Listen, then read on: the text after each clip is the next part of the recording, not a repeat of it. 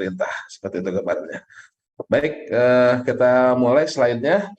Pertama ada terkait ini adalah gambaran umum di tahun 2022 sekarang. Nah, 2000 sekarang, ya sekarang kan sudah November, bahkan masuk ke Desember ya, 1 Desember, sudah gajian semuanya Alhamdulillah, tinggal tukinnya. Nah, Desember awal sekarang ya sudah 100% ya penayangan rencana pengadaan tentunya ya, bahkan data-datanya ada yang berlebih bahkan. Jadi dari 2.128 triliun anggaran belanja nasional sudah menjadi anggaran belanja itu 1.031,9 triliun. Nah ini kalau kita lihat lingkaran yang bulat itu 100% itu sudah RUP, bahkan ada beberapa data yang harus diklarifikasi karena melebihi ya seperti itu. Nah kemudian juga cara pengadaannya sudah terlihat itu 70% itu 74% itu melalui penyedia dan sisanya melalui swasta. Kemudian yang sudah realisasi, nah ini yang mungkin belum tercatat ataupun ada berubah metode pemilihannya, ini baru 40% ya. Nah ini apakah belum tercatat ataupun ada perubahan metode, ini masih berjalan seperti itu.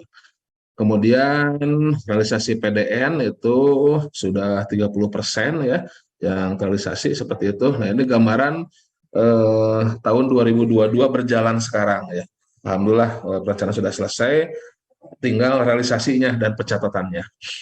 Nah, namun dari data ini ya sebagai gambaran ya seharusnya untuk rencana tahun 2023 itu seharusnya sudah mulai ataupun ya sudah mulai banyak harusnya yang menginput, walaupun di daerah memang masih menunggu beberapa masih menunggu penetapan APBD-nya seperti itu.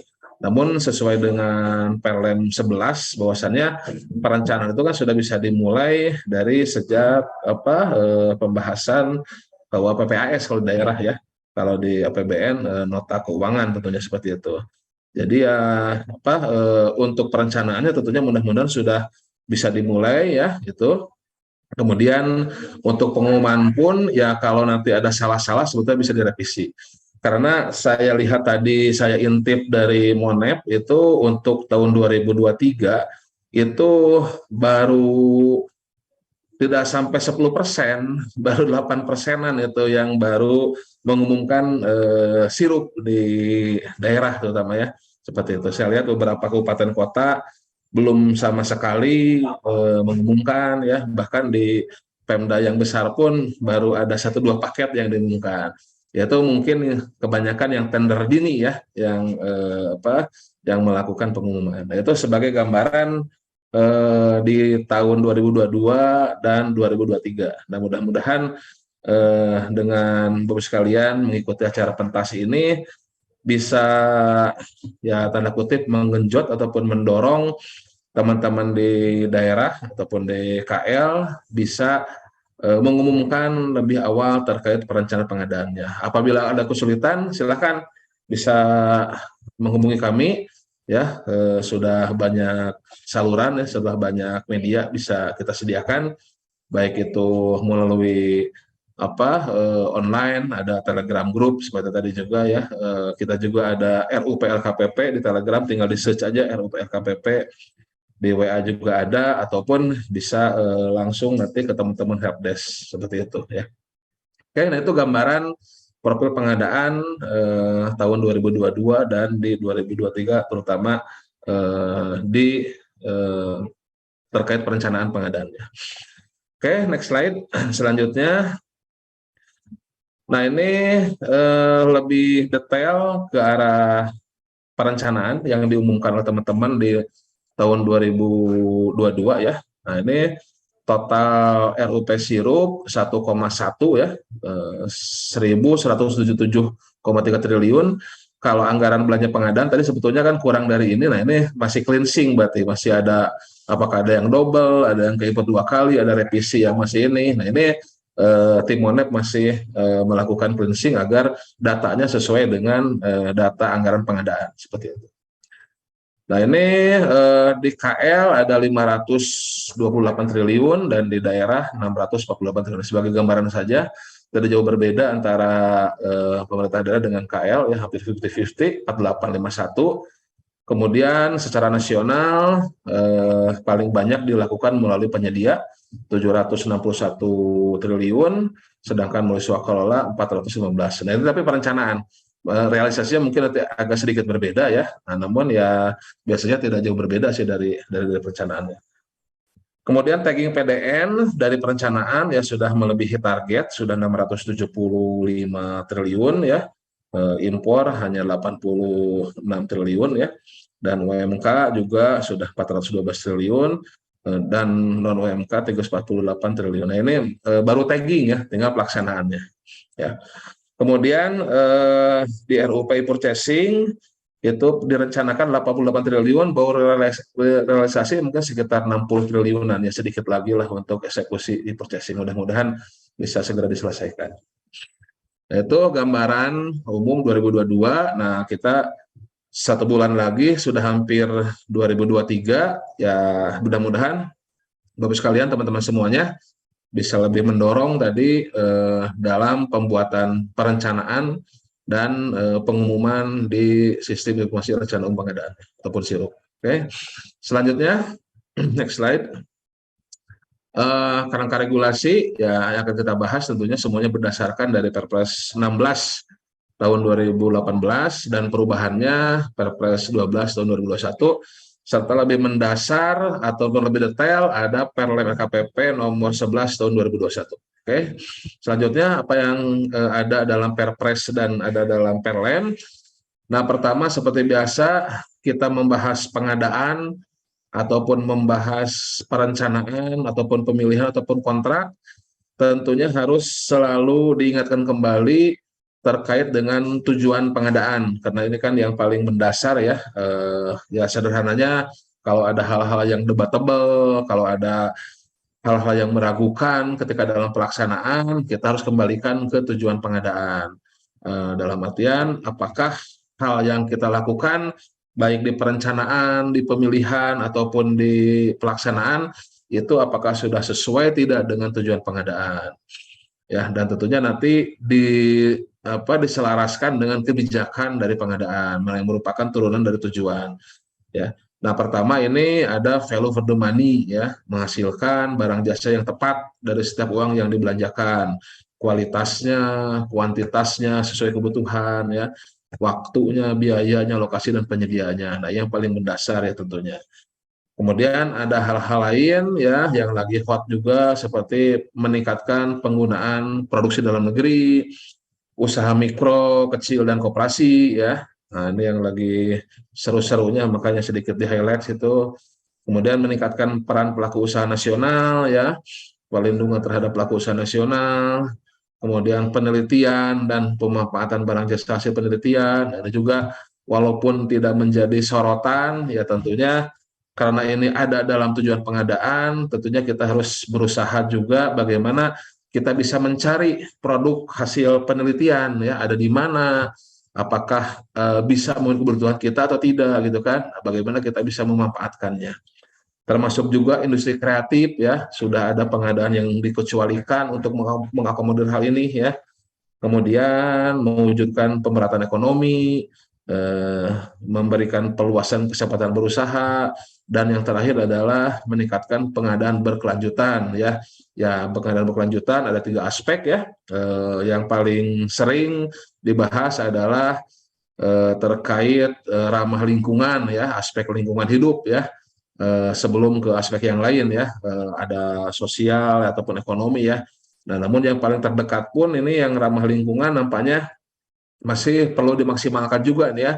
Ya contohnya ada penggunaan metode total cost of ownership atau life cycle cost ya, yang bukan hanya melihat dari suatu barang itu bukan hanya dari murahnya saja ataupun dari harga belinya saja, tapi biaya selama kita makainya itu apakah lebih murah tidak daripada harga belinya, seperti itu. Jangan sampai kita harga belinya murah tapi ternyata harga pemakaiannya ternyata jauh lebih mahal. Nah, itu harus kita perhatikan seperti itu contohnya. Ataupun yang ramah lingkungan juga ya, tadi mungkin lebih ke aspek apa yang masalah uangnya ya. Nah, namun yang ramah lingkungan juga seperti penggunaan yang listriknya rendah ya, dari yang polusi ke yang lebih green procurement ya. Di PU juga kan sudah ada green building, di barang sudah ada mobil listrik dan sebagainya. Nah, ini tujuan pengadaan sekedar mengingatkan kembali bahwasannya apapun yang kita lakukan dalam pengadaan ya harus selalu kembali ke tujuan pengadaan, dan tentunya eh, turunan dari ini ada kebijakan dan ada pagar. Ada pagar dari tujuan pengadaan adalah prinsip dan etika. Karena ya tanpa pagar prinsip dan etika pengadaan, ataupun apabila pagar tadi prinsip dan etika itu ditembus, ya akan menjadi sia-sia kita bicara panjang lebar terkait spesifikasi, HPS, draft kontrak, cara pemilihan, kualifikasi segala macam. Tapi kalau pagarnya itu rusak, ya tentunya tidak akan menghasilkan ataupun tidak akan mencapai tujuan yang kita harapkan. Seperti itu gambarannya sebagai pengingatnya teman-teman semuanya. Oke, selanjutnya. Nah, ini turunan dari Turunan dari tujuan tadi ya. Terdapat kebijakan ataupun sudah diturunkan dalam aturan-aturan baik di pasal-pasal Perpres ataupun peraturan lembaga, kementerian ataupun dalam berupa surat edaran ya.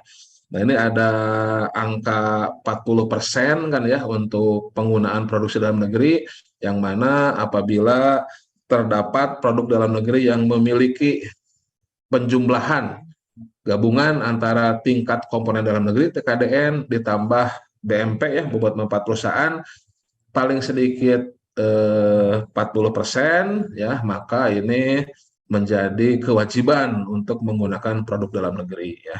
Kemudian ada preferensi harga juga, yang mana nanti untuk yang TKDN-nya lebih besar daripada 25% ya, karena BMP itu kan maksimal 15%. Nah, berarti TKDN-nya minimal 25%, nah, maka dia akan memperoleh keuntungan ya, preferensi harga ya. Nanti kita lihat ya di slide berikutnya, insentif kelebihan harga ya. Ini tanda kutip nanti harga penawarannya akan diberikan rumus HEA ya, akan diberikan rumus HEA sehingga nanti ada tanda kutip penurunan harga penawarannya dibandingkan dengan yang TKDN-nya tidak apa eh, yang tidak memiliki ataupun kurang TKDN-nya dari 20% ya. Itu next slide. Oke. Selanjutnya next. Nah, bagaimana ini strategi peningkatan produksi dalam negeri? Nah, ini pertama dalam penyusunan RKA oleh PAKPA ya. Nah, ini tentunya harus dibantu juga nih oleh teman-teman Japung ya, oleh teman-teman di UKPBJ ya, agar bisa menyediakan data ya, riset pasar kepada PAKPA ya, dalam menyusun identifikasi kebutuhannya, apa yang mereka butuhkan barang jasanya, nah agar bisa memberikan data apakah sudah ada atau belum terkait produksi dalam negerinya. Yang dibutuhkan itu ada di mana nih pasarnya, bisa dipenuhi tidak oleh PDN ya. Kalau bisa dipenuhi tentunya gunakanlah PDN. Referensinya nanti bisa dari Kementerian Perindustrian, dari tkdn.kemenperin.go.id, dari e-marketplace ya, dari toko daring ataupun katalog LKPP ya, dan sebagainya ya. Tentunya ya tadi akan sangat maksimal kalau dibantu oleh para Japung ya, yang merupakan ya para pengelola pengadaan yang dari tugasnya dari hulu ke hilir ini ya. Nah, ini lumayan, itu bisa dikonversi juga menjadi angka kredit ya terkait kajiannya seperti itu. Nah, tentunya nanti PA-KPA itu setelah tahu apa kebutuhannya. Nah, ini sejak dari penyusunan spek teknis ya atau KAK ya untuk konsultan itu sudah mengarah ya apabila memang di PDN-nya ada ya mengarah ke produksi dalam negeri.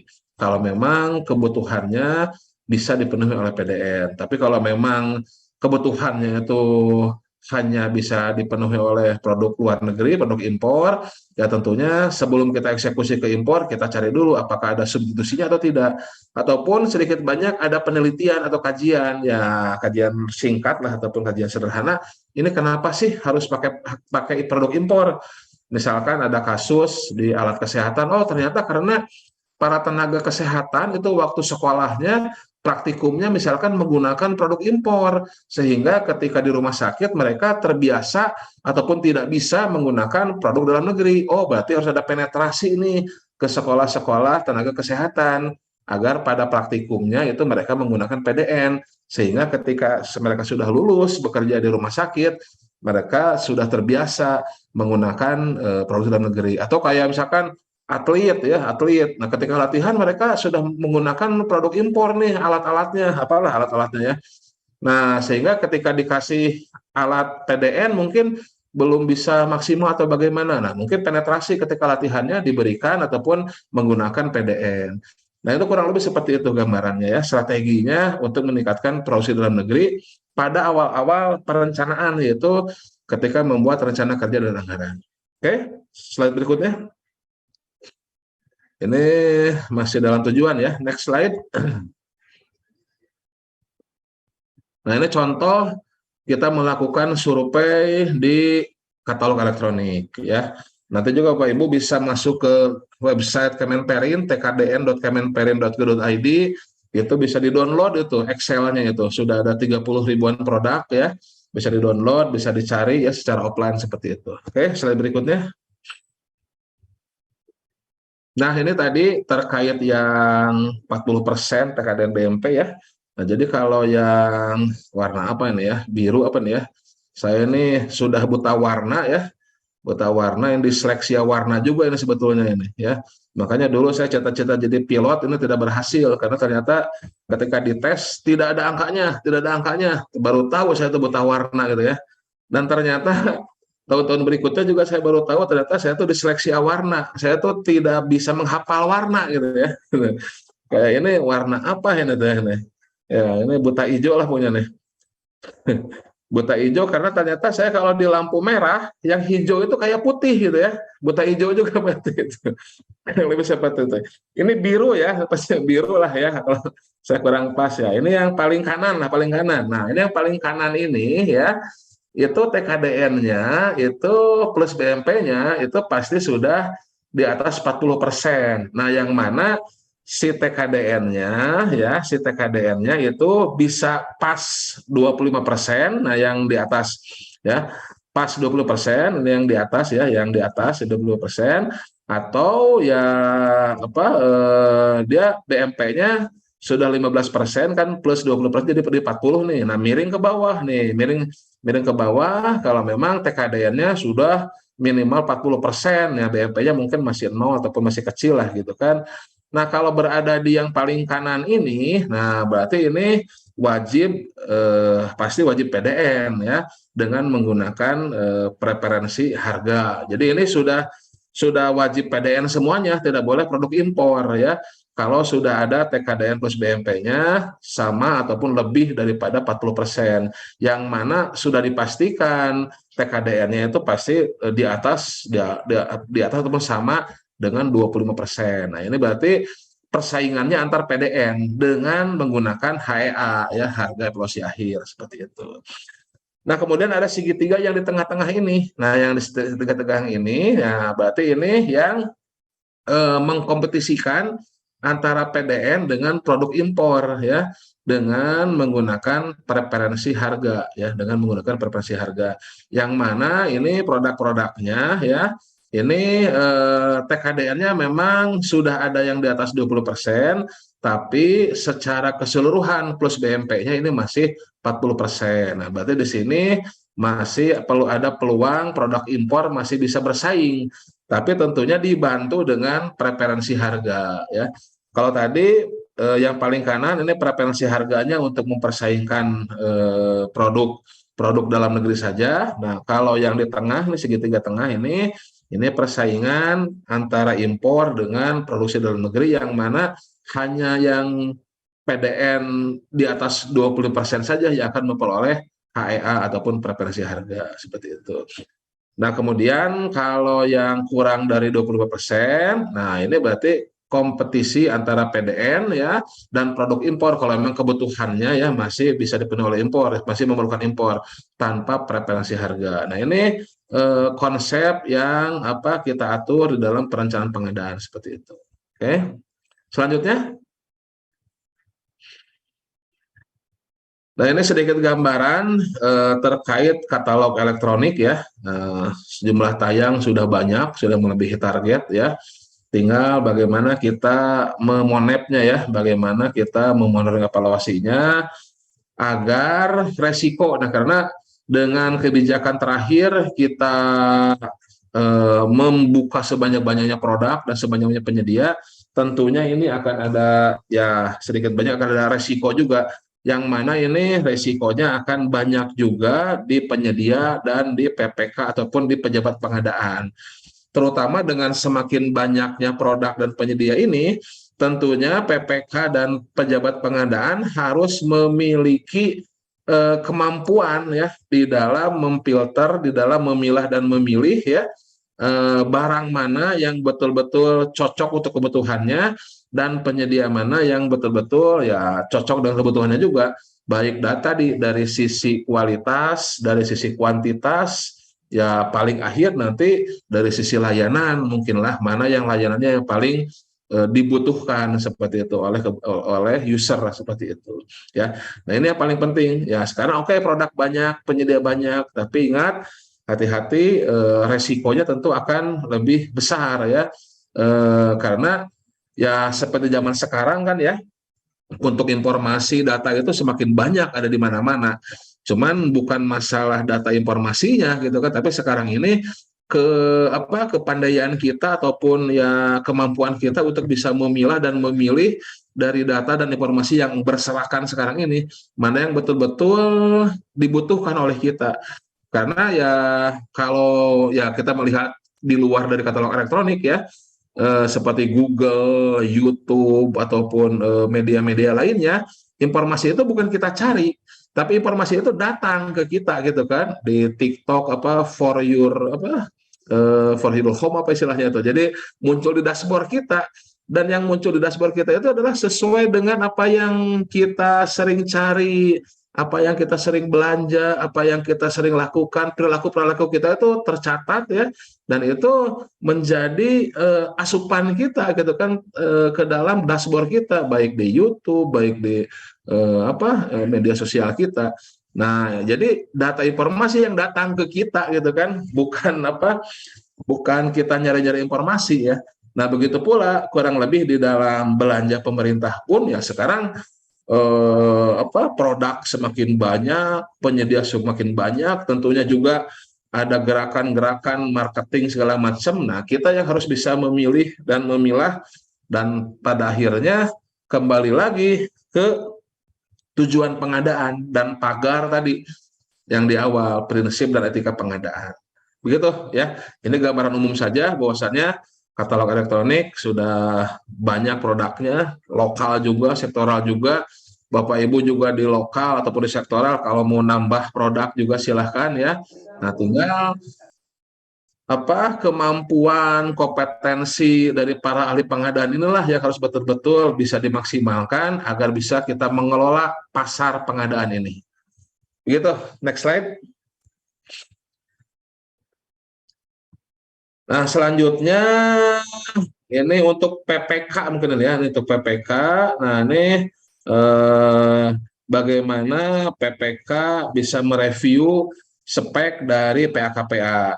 Jadi kan yang membuat spek itu awalnya adalah dari user, kebutuhan itu apa ya, kebutuhan itu apa. Nah, nanti dibuatlah spesifikasi ya bisa oleh user ataupun oleh PPK-nya Ya tentunya dengan melakukan justifikasi ya, apakah ini sudah memaksimalkan produksi dalam negeri atau tidak. Dalam artian kita kembali ke tujuan pengadaan tadi seperti itu. Kemudian juga masalah pemaketannya ya, nah, bukan hanya PDN, ke usaha kecil juga. Nah, itu tugas dari PPK tuh untuk bisa melakukan perencanaan pengadaan yang nanti ditetapkan oleh PAKPA untuk perencanaan. Oke, slide berikutnya. Nah, untuk sistem dalam RUP ya kita menyediakan hanya tagging PDN saja, hanya tagging PDN ya. Apabila memang paketnya direncanakan menggunakan produk dalam negeri, baru tagging seperti ini. Nah, nanti dalam realisasinya silahkan bisa diaplikasikan berapa persen TKDN-nya ataupun hanya sekedar PDN saja. Oke, selanjutnya. Nah, nanti dalam perhitungan TKDN ya, dalam pengadaan bahasa pemerintah, itu apabila untuk barang itu sudah fix ya bahwasannya pengadaan barang itu mengacu pada daftar inventarisasi barang jasa yang diterbitkan oleh Kemenperin, yaitu pada website tkdn.kemenperin.go.id. Sedangkan untuk pengadaan jasa ya atau gabungan barang jasa itu harus dilakukan self assessment. Sudah ada beberapa tools ya yang dikeluarkan oleh Kemenperin, contoh-contoh formatnya untuk bisa melakukan self assessment untuk barang ya. Ya kalau memang misalkan jasa ini tenaga ahlinya semuanya dari lokal ya tentunya berarti 100% itu tenaga personilnya adalah dari dalam negeri. Tinggal dilihat nanti barangnya apakah memang menggunakan dari luar ataupun produksi dalam negeri. Misalkan dalam konsultan survei pemetaan, oke, tenaga ahlinya 100% dari dalam negeri. Nah, dilihat barangnya nih, GPS-nya, drone-nya, apakah itu dari luar ataupun dari dalam negeri. Itu bisa digabungkan, ya, bisa digabungkan. Nah, itu format-formatnya sudah tersedia, ya, seperti itu. Oke, selanjutnya. Nah, itu di awal tadi konsep-konsep awal yang harus kita perhatikan ketika akan melakukan perencanaan pengadaan. Oke. Nah, selanjutnya kita akan masuk ke bagaimana kita melaksanakan kegiatan perencanaan pengadaan ya. Jadi hal-hal teknis apa saja yang harus kita lakukan dalam perencanaan pengadaan barang jasa. Oke. Dimulai dari identifikasi sampai dengan ke ujung ke pengumuman rencana umum pengadaan. Tadi sudah ada pertanyaan kapan diumumkan ya. Nanti kita lihat di slide-nya. Oke, kita mulai next slide. Nah, ini pertama nih. Pertama, setelah kita tadi memastikan apa kebutuhan kita, ya, termasuk sudah disesuaikan kebutuhan kita dengan tujuan pengadaan, termasuk juga sudah direview ataupun dipastikan oleh PPK bahwasannya kebutuhan kita itu memang bisa di-provide oleh produksi dalam negeri, ada TKDN-nya, memperhatikan usaha mikro kecil, memperhatikan sustainable procurement dan sebagainya. Nah, selanjutnya setelah muncul RKA-nya ya muncul anggarannya, pertama yang harus kita pastikan adalah apakah yang ada dalam anggaran kita itu memerlukan eksekusi pengadaan atau tidak. Itu pertanyaan awal. Jadi saya ulangi, apakah dari akun belanja kita, dari belanja ada anggaran yang kita punya kegiatan, punya anggaran itu, apakah terasosiasi ataupun membutuhkan eksekusi dari pengadaan barang jasa. Kalau dia tidak memerlukan ataupun tidak terasosiasi dengan pengadaan barang jasa, maka itu berarti kita tidak perlu membuat rencana umum pengadaannya. Berarti tidak perlu diumumkan di sirup. Seperti itu. Ya. Nah, kalau di Pemda, ya, akun belanja yang terasosiasi dalam pengadaan barang jasa, misalnya belanja operasional, belanja barang jasa, belanja modal, ya, tapi dilihat di dalamnya dilihat apakah memang ini perlu eksekusi pengadaan atau tidak. Atau akun belanja lain ya yang belanja tidak terduga, bansos, belanja hibah, tapi dalam bentuk pengadaan, bukan transfer uang, ya, bukan honor segala macam. Nanti kita lihat di slide berikutnya. Jadi inti awalnya adalah konsepnya, apakah ini memerlukan pengadaan atau tidak? Kalau tidak perlu pengadaan, dalam artian tidak perlu pengadaan itu berarti tidak ada e-purchasing, tidak ada tender, tidak ada pengadaan langsung, penunjukan langsung, nggak ada istilah itu, nggak ada dikecualikan, ya, ataupun nggak ada swakelola, ya, nggak ada eksekusi itu, ya berarti itu non pengadaan. Berarti itu tidak perlu dibuat RUP-nya, berarti itu tidak perlu diumumkan di sirup, ya. Oke, selanjutnya. Nah, ini. Jadi nah ini.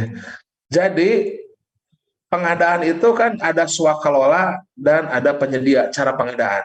Jadi ketika kita punya kegiatan yang kalau memang perlu pengadaan, maka pilihan kita bisa dilakukan dengan swakelola atau bisa dilakukan dengan penyedia. Yang mana nanti ada irisan ketika swakelola kita bisa butuh penyedia dalam swakelola, irisan di tengah-tengah. Nah, contohnya swakelola membuat kajian dengan perguruan tinggi negeri, membuat kajian dengan perguruan tinggi swasta, ormas, ya, penyuluhan, pendampingan masyarakat, ya, dengan Pokmas, pemeliharaan jalan sederhana, pembuatan sistem. Nah, itu bisa swakelola. Intinya swakelola berapapun nilainya, asal sesuai dengan tujuan swakelola ada di Perlem 3, silakan lakukan dengan swakelola. Atau kita membutuhkan penyedia, pelaku usaha, ya, bikin jalan, gedung, ya ATK segala macam, ya, memang ada pelaku usahanya dan kita tidak bisa melakukannya, berarti kita melakukan penyedia. Nah, itulah yang dibuat RUP-nya, yang dibuat rencana umum pengadaannya, yang ditayangkan nanti dalam sirup. Nah, sedangkan nanti di dalam anggaran belanja kita pasti ada belanja yang tidak butuh eksekusi dengan swakelola atau tidak butuh eksekusi dengan penyedia dan tidak butuh dengan apa pengecualian darurat, ya, pokoknya tidak ada eksekusi pengadaannya. Nah, contohnya honorarium narasumber, ya, perjalanan dinas, ya, itu ya kecuali ada hotelnya, ya, kalau hotel berarti dikecualikan, uang harian, hibah dalam bentuk uang, bansos dalam bentuk uang. Nah, itu berarti tidak perlu eksekusi pengadaan. Nah, itu berarti tidak perlu dibuat RUP-nya, ya, karena kan tidak ada eksekusi pengadaannya. Honorarium kita ngasih honor, apa itu eksekusi pengadaannya? Apakah ditenderkan untuk memperoleh honor? Apakah ditender cepatkan untuk memperoleh honor? Apakah pakai pengadaan langsung untuk ngasih honor? Enggak kan?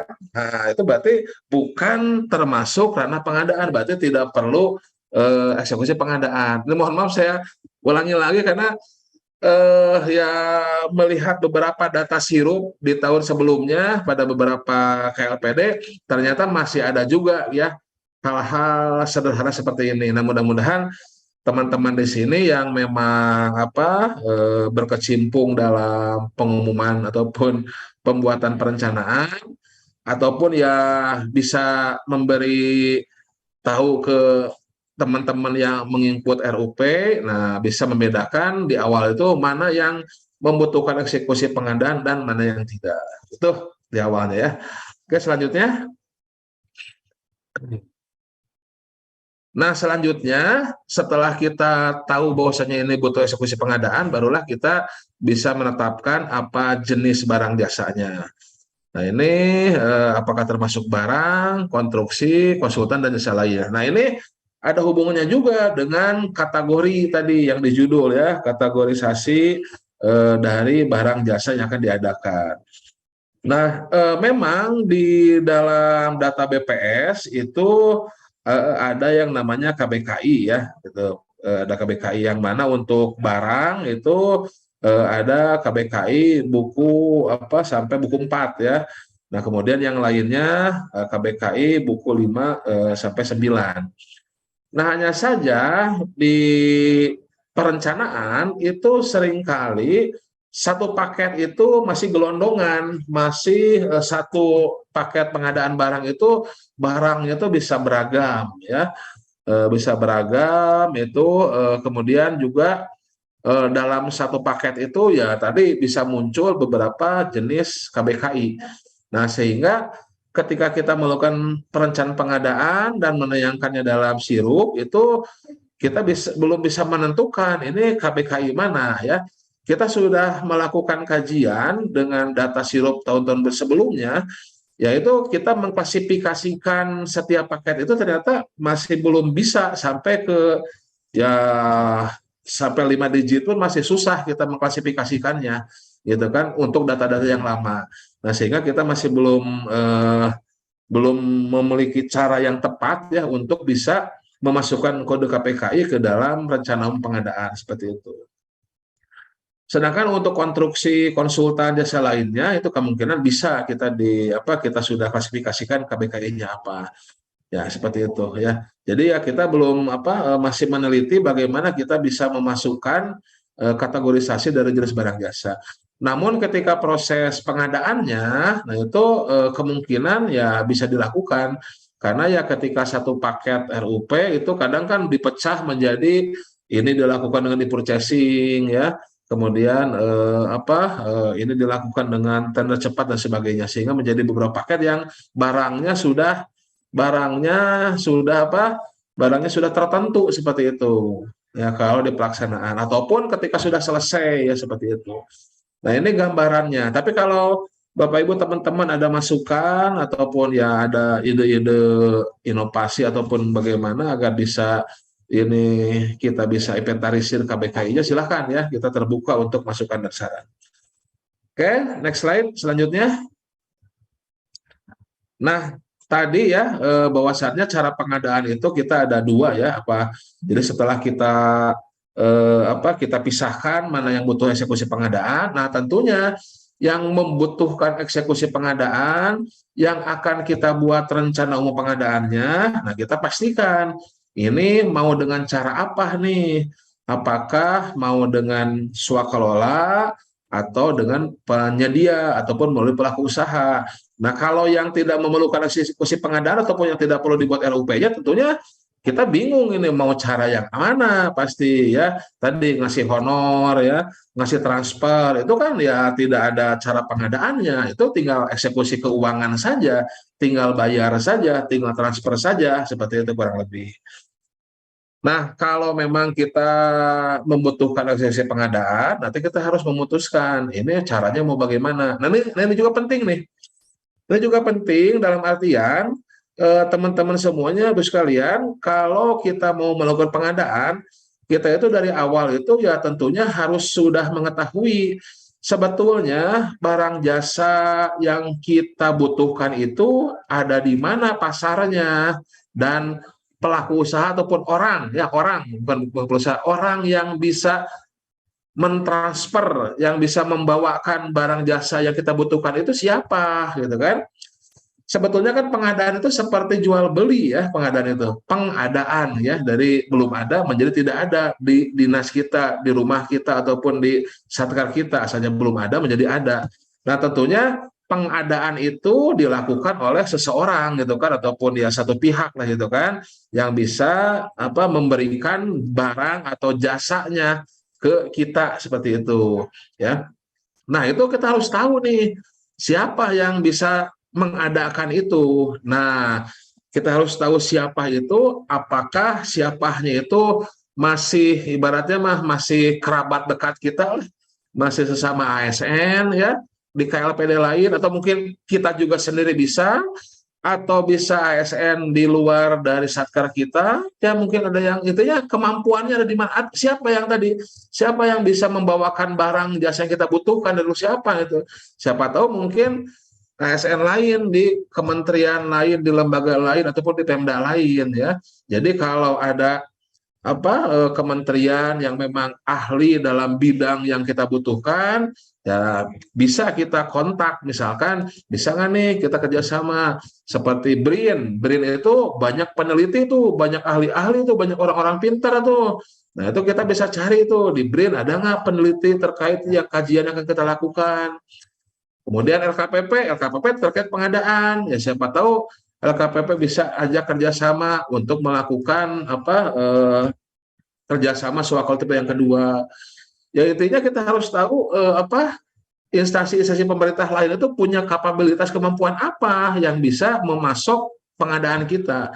Butuh narkotik ke BNN, ya, butuh masalah korupsi ke KPK. Ya masing-masing tusinya lah. Nah, selama SDM mereka mencukupi, sumber daya mereka mencukupi dan bisa kerjasama, kita bisa lakukan swakol tipe yang kedua. Kalau tadi sebelumnya kedua, yang pertama ya kalau kita mampu sendiri ya kita berarti swakol tipe yang pertama. Atau kita eksplor perguruan tinggi negeri, itu suaka yang kedua juga. Atau kita eksplor perguruan tinggi swasta, itu jadi suaka yang ketiga. Siapa tahu di perguruan tinggi swasta ada tenaga ahli yang memang mampu, yang memang jago untuk bisa memberikan produk, barang, atau jasa ke kita.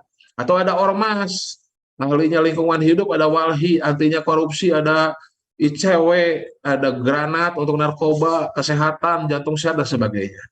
Atau kelompok masyarakat. Nah, itu orang, ya, pihak yang bisa memasok barang jasa untuk mengadakan kebutuhan kita. Seperti itu. Nah, kalau kerabat dekat kita tidak bisa, barulah kita coba ke pelaku usaha, ya. Ada tidak pelaku usaha nih yang bisa, ya? Atau ya memang harus oleh pelaku usaha, oleh penyedia. Nah, tinggal kita juga harus tahu penyedia yang bagaimana nih yang memasoknya, gitu kan. Pabriknya misalnya ini produknya tuh apakah diproduksi oleh pabriknya menjual tidak? Kalau pabriknya tidak menjual, apakah ada distributornya jualan tidak? Kalau distributornya tidak jualan, retailnya di mana, gitu kan? Nah, kalau retailnya tidak juga menjual, tokonya, ya, atau memang harus dengan calo itu opsi terakhir, misalkan itu, ya, ada broker, ya, gitu kan. Nah, palu gada itu misalkan kalau memang harus seperti itu, ya berarti ya kita ke broker, ya, kalau memang seperti itu. Tapi tentunya harus lihat dulu tier satunya di mana, tier 2-nya di mana, tier 3-nya di mana. Itu kita harus tahu di mana pasokan terdekat. Tapi tentunya kembali dengan tujuan dan kebijakan kita. Kalau pemaketan kita untuk paket kecil, ya berarti kita mencari tier yang usaha kecil, gitu kan. Nah, disesuaikan dengan kebijakan kita. Walaupun pabrikan berjualan, ya, tapi karena kebijakan kita memberdayakan usaha kecil, berarti kita harus membuat sistem bagaimana agar usaha kecil bisa berjualan, seperti itu. Kurang lebih seperti itu, ya. Jadi bukan hanya mengadakan saja, ada kebijakan yang bisa memaksimalkan memberdayakan pengusaha kecil. Nah, itu cara pengadaan. Apakah kita dengan swakelola atau dengan para pelaku usaha? Tentunya nanti kalau dengan pelaku usaha berarti kita lihat kalau barang jasanya ada di katalog elektronik, maka e-purchasing. Kalau tidak di katalog elektronik, maka kalau nilainya sampai dengan 200 bisa pengadaan langsung mengundang satu. Kalau lebih dari 200, kita lihat masuk kategori khusus ya, keadaan khusus nggak, bisa penunjukan langsung. Atau kalau kita lihat penyedianya sudah banyak disikap nggak, kita bisa pakai tender cepat. Ya, opsi terakhir bisa tender seperti itu. Kalau dengan pelaku usaha. Oke, slide berikutnya. Nah, swakola tadi sudah dibahas, ya. Jadi kita eksplor kembali kebutuhan kita itu bisa nggak dipenuhi oleh kerabat kita lah. Saya suka mengasosiasikan seringnya kayak kita mau nikah, gitu kan, mau melakukan pesta pernikahan. Itu kan pesta pernikahan itu bisa dilakukan oleh keluarga besar kita sendiri, ya, gitu kan, atau bisa dengan wedding organizer. Nah, kalau swakelola itu ibaratnya kita melakukan pesta pernikahan oleh keluarga kita, gitu kan. Bisa oleh keluarga terdekat kita, saudara kandung tipe 1, gitu kan. Tipe kedua misalkan dengan keluarga besar yang lain yang agak jauh, gitu kan. Tipe ketiga oleh ormas, ya, komunitas penggemar Vespa, nikahnya sambil naik Vespa, komunitas penyelam laut, nikahnya di dasar laut, komunitas pencinta alam, yang nikahnya di atas gunung, silahkan itu dengan ormas, atau mau nikahan massal dengan pokmas, ya silahkan, itulah ibaratnya, itu swakalola. Tapi kalau mau ada anggaran banyak dan kita tidak mampu, ya bisa dengan wedding organizer, ya, nanti misalkan di hotel atau pakai drive thru lah, silahkan itu, ya. Next, selanjutnya. Nah, selanjutnya setelah kita tentukan misalkan dengan penyedia, maka kita harus memperhatikan pemaketan, ya, pemaketan. Ya, di sini ada kebijakan sampai dengan 15 miliar itu untuk usaha kecil. Kecuali kalau memang usaha kecilnya sudah tidak ada yang mampu untuk melakukannya. Ya, ini ada pengaturan tambahan terkait konsultan konstruksi dan pekerjaan konstruksi. Ya, untuk konsultan konstruksi itu usaha kecilnya sampai dengan 1 miliar itu konsultan konstruksi, dan ada pengaturan untuk usaha menengah, dan baru usaha besar itu bisa masuk di atas 2,5 miliar itu untuk konsultan konstruksi. Kemudian untuk konstruksi diatur tambahan, jadi selain sampai dengan 15 miliar untuk usaha kecil, ya, itu ada pengaturan untuk ini sebetulnya untuk usaha BUMN pengaturannya, yang mana BUMN itu baru bisa masuk ketika di atas 100 miliar, ya.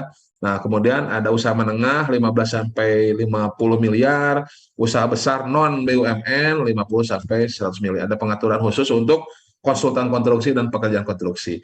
Namun secara umum tadi sampai dengan 15 miliar kita harus memaksimalkan ataupun mengkhususkan untuk usaha mikro kecil. Yang mana kalau memang usaha kecilnya masih ada yang mampu. Tapi kalau contoh yang sederhana, simpel, misalkan kita beli motor, beli mobil, yang mana motor mobil itu kan yang menyediakannya dealer, yang mana dealer itu semuanya usaha besar, maka tidak mungkin kita beli satu mobil, dua mobil itu diberikan kepada usaha kecil, walaupun nilainya di bawah 15 miliar, karena dealer tidak ada yang menjadi usaha kecil, dealer semuanya usaha besar. Seperti itu contohnya ya. Oke, selanjutnya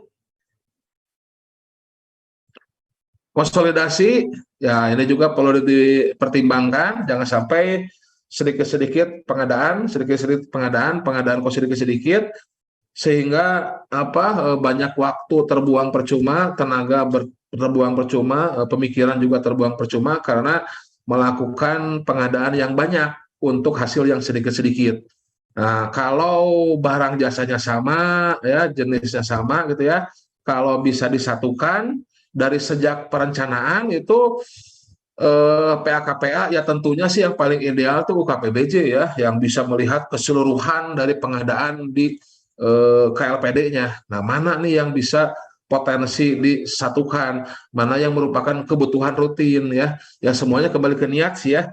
Saya masih melihat banyak di daerah-daerah ya, yang pengadaan langsungnya itu masih sangat besar dan banyak. Ya, banyak dari sisi paketnya sampai ribuan, bahkan ada yang sampai puluhan ribu itu jumlah paketnya ya. Plus nilainya juga lumayan ya, hampir dekat dengan tender. Pengadaan langsung dengan tender itu berdekatan gitu ya nilainya. Ya itu sebaiknya diteliti ulang gitu kan. Apakah kan pengadaan langsung kan pasti kecil-kecil ya, dan pasti resikonya rendah. Nah, harusnya kan kalau kita pernah melihat Kraljik gitu ya, yang Kraljik yang gambar burung gitu ya. Kraljik yang gambar burung apa? Boleh boleh ke Google ini operator. Coba balik ke Google sedikit nggak apa-apa. Agak sedikit ini melipir ke Google, boleh? Sebentar ke Boleh, Pak. browser. Ya. Ketikin supply positioning model. Sebentar, Pak.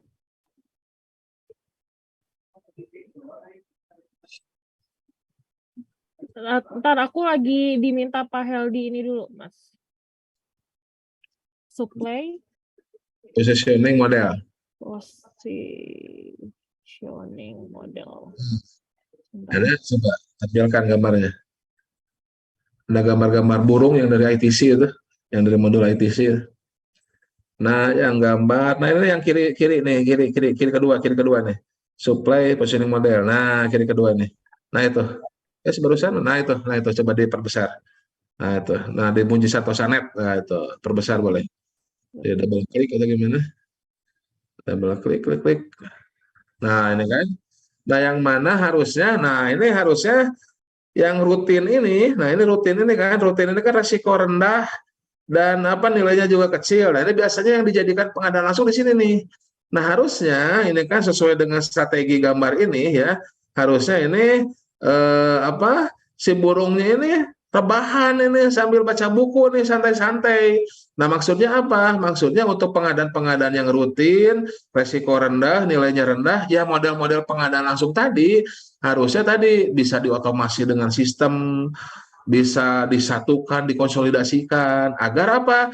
Agar tidak banyak intervensi, agar tidak banyak sumber daya keluar, sumber daya waktu, sumber daya pemikiran, sumber daya orang, gitu kan? Karena ya strategi di rutin ini tadi itu rebahan, ya rebahan, gunakan otomasi sistem, gunakan katalog elektronik e-purchasing, toko daring, gunakan konsolidasi, masukkan ke dalam kontrak payung, kontrak payungnya juga tayangkan dalam katalog lokal dan sebagainya.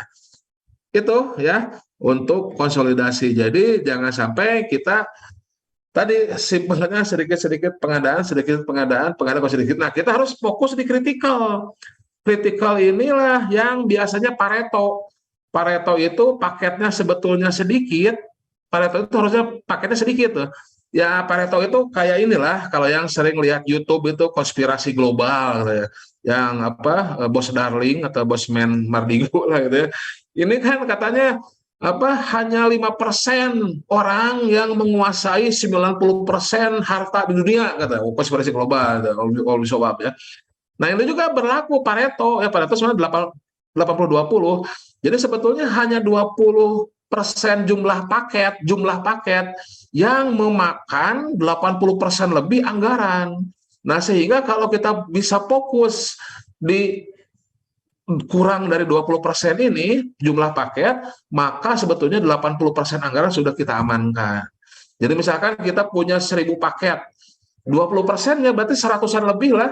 Seratusan lebih itu kalau kita fokus di situ, maka 80% anggaran kita sudah teramankan. Jangan sampai kita riweuh di paket-paket kecil. Nah, seperti itu kurang lebih.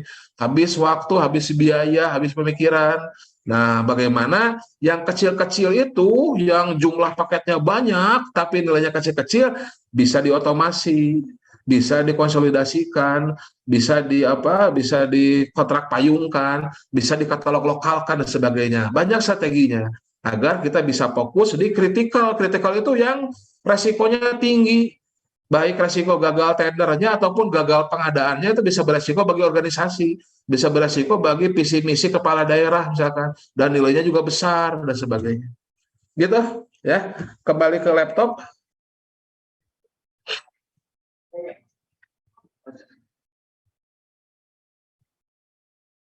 sedikit lagi. Nah, selanjutnya tadi konsolidasi gitu konsepnya ya.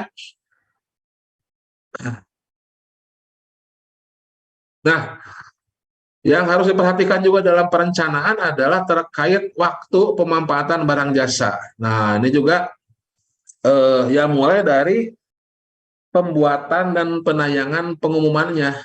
Dan ini juga apa, mau bulan Desember belum 10% nih yang nayangin RUP secara nasional ya. Saya lihat beberapa kota juga belum ada yang mengumumkan, beberapa kabupaten kota ya Pemdanya masih belum ada paketnya. Ada yang menayangkan ya yang Pradipa lah gitu ya. Ya sebaiknya kalau memang sudah siap perencanaannya ya yang ditayangkan saja. Nanti bisa direvisi juga kok kalau memang salah. Yang namanya perencanaan kan masih apa, masih bisa kita rubah, masih kita bisa revisi seperti itu ya. Nah, ini mengingat apa? Mengingat kita harus bisa melihat kapan barang jasa itu dibutuhkan, kapan barang jasa dibutuhkan. Nah, ini harus kita bisa tarik mundur nih. Nanti kita kan melihat metode pengadaannya apa nih. Walaupun dengan metodenya e-purchasing, ya kita tahu kadang kan e-purchasing kemarin ada masalah sinkronisasi KBKI-nya sehingga pada turun tayang ada yang di-freeze segala macam ya. Ketika apa sudah di ujung-ujung November Desember ya tiba-tiba ada masalah ya. Kalau memang bisa di awal ya kita selesaikan di awal kan, sehingga tadi bisa fokus di yang kritikal tadi seperti itu. Nah, apalagi kalau memang nilainya besar, resiko tinggi, menjadi sorotan. Nah, harus dilihat nih dari ujung nih, pemanfaatannya kapan. Oh, ini bulan Agustus harus sudah selesai. Berapa lama pelaksanaan? Oh, 3 bulan. Berarti bulan 5 harus sudah kontrak. Oke, tender berapa lama nih? Oke, tender sebulan. Tapi kan bisa ada gagal tender, mundur lagi. Berarti bulan 3 tuh, dan sebagainya. Ya.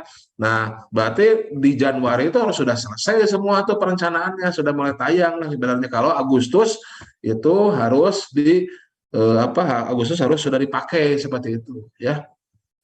Oke, selanjutnya anggaran. Ya, anggaran sih nampaknya sudah apa, tersedia lah sekarang mah ya, menyesuaikan dan sudah pada pinter berhemat juga ya, karena banyak COVID dia harus banyak-banyak berhemat ya. Tapi yang sering lupa ini biaya pendukung ini. Sering lupa biaya pendukung terutama di daerah juga ya. Dalam artian kita tuh jangan hanya fokus pada harga ataupun biaya pengadaannya saja, biaya untuk mengadakan barang jasanya saja. Tapi untuk mengadakan itu kita bisa saja perlu biaya pendukung. Contohnya misalkan kalau PPK-nya itu bukan ahli dalam teknis pengadaan barang jasanya. Contohnya PPK-nya bukan ahli teknis pengadaan barang jasa. Makanya kalau PPK-nya bukan ahli teknis pada barang jasanya, maka harus dibantu oleh tim ahli atau tim pendukung seperti itu. Contohnya apa? Eh, di rumah sakit ataupun di dinas kesehatan, dokter gigi misalkan menjadi PPK gedung. Ya, dokter gigi kan hanya bisa memeriksa ataupun memperbaiki gigi, bukan memeriksa ataupun membangun gedung. Nah, itu perlu tim yang membantu PPK. Nah, tentunya itu harus ada biaya pendukung. Kalau barangnya misalkan barang yang sophisticated, canggih ya, barang yang jarang atau gimana butuh, nah itu pasti butuh teknisnya juga. Nah, itu harus ada tuh tim teknis yang membantu PPK untuk bisa memberikan gambaran dalam membuat spek, dalam membuat harga perkiraan, mencari harga perkiraannya dan sebagainya. Itu ya di anggaran pengadaan ya. Oke, selanjutnya sudah banyak pertanyaan ini. Nah, ini memang pada Perlem 11 RUP itu untuk yang kondisi normal ya. Kondisi normal itu berarti untuk tahun anggaran ya berikutnya ya. Berarti untuk tahun anggaran 2023 paling lambat itu 31 Maret tahun 2023. Ini untuk kondisi normal. Tapi tentunya ada kondisi yang lain yaitu ketika apabila awal Januari 2023 kita butuh barang itu. Nah, untuk kontrak yang di awal tahun maka tentunya itu bisa melakukan tender dini, bisa melakukan pengadaan sebelum DIPA keluar ya. Itu dibatasi hanya sampai pengumuman pemenang, tidak sampai ke SPBJ. Tapi pemilihan penyedia bisa dilakukan ya. Nanti dengan salah satu konsekuensi bahwasannya apabila anggarannya dibatalkan ya ataupun tidak sesuai, maka tendernya juga bisa dibatalkan dan penyedia tidak dapat menuntut ganti rugi. Itu ibaratnya tendernya tender bersyarat lah seperti itu. Tapi bisa dilakukan tender dini agar apa? Agar 1 Januari bisa berkontrak seperti itu. Atau apabila nanti setelah berjalan, setelah diumumkan 31 Maret, ternyata ada perubahan anggaran, ada refocusing sebagainya. Nah, itu bisa kita rubah lagi ya. Jadi ada kondisi seperti itu. Namun kondisi normalnya maksimal 31 Maret itu sudah selesai semuanya. Nah, namun tentunya apabila perencanaan lebih awal tentu akan lebih baik juga seperti itu. Oke, next slide. Beres ya? Ada. Oh, udah ini udah ya. Tadi kondisi lainnya kalau di awal tahun ataupun ada perubahan anggaran. Oke. Selesai. Nah, selesai. Slide-nya kita lanjutkan ke tanya jawab saja atau berdiskusi. Saya kembalikan ke Mas Joko Budi. Bangga Mas Joko.